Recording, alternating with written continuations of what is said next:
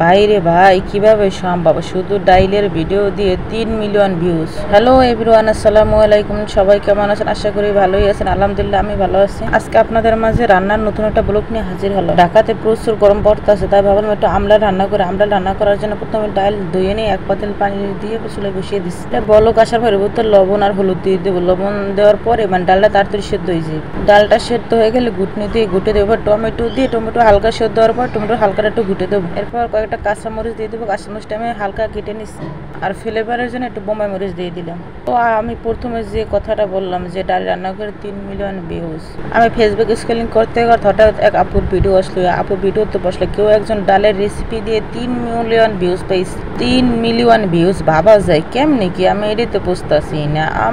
আমরা তো রেসিপি দিয়ে 100-200 ভিউ পাই না, 3 মিলিয়ন ভিউজ পাই।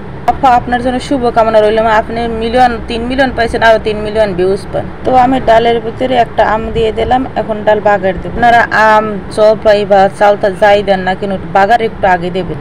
বেশি আগে দিলে ডালটা বেশি টক হয়ে যায়, তাহলে আর খাইতে মজা লাগে। বাগারের জন্য একটা ফ্রাই প্যান দিলাম। ফ্রাই প্যানে সরষের তেল দিয়ে দেবো। যদি আমার রেগুলার সেই সরষের তেলই খাই। আর দিয়ে দিলাম পরিমাণ মতো পেঁয়াজ। আমার হাতের কাছে রসুন ছিল না, তাই রসুন দিতে পারিনি। এই পেঁয়াজটা লাল করে ভেজে নিয়ে এর মধ্যে দিয়ে দেবো অল্প পরিমাণে জিরা। আমি ডাল বাগারে তাছাড়া মিষ্টি কুমড়া ভাজিতে সবসময় জিরা ব্যবহার করি। এখন এটার আমি ডালের ভিতরে ঢেলে দেবো। এটার আমার দেশে বলে বাগার, আপনাদের দেশে কি বলে অবশ্যই কমেন্টে জানাবেন। একটা সময় ছিল যখন আমি ডালের ভিতরে আম, জলপাই বা চালতা দিয়ে খাইতাম। এটি আমার বাবার বাড়ি খায় না, আমি আমার শ্বশুর বাড়ির সেইটি খাওয়া শিখছি। প্রথম খাইতাম না, কিন্তু এদের সাথে থাকতে থাকতে এখন দিয়ে ভালোই লাগে।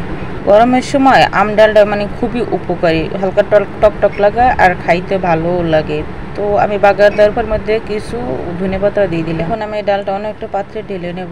আজকে আমার আম ডালটা অনেক মজার ছিল, বেশি ভালো লাগছে বোমা মরিচের ফ্লেভারের জন্য।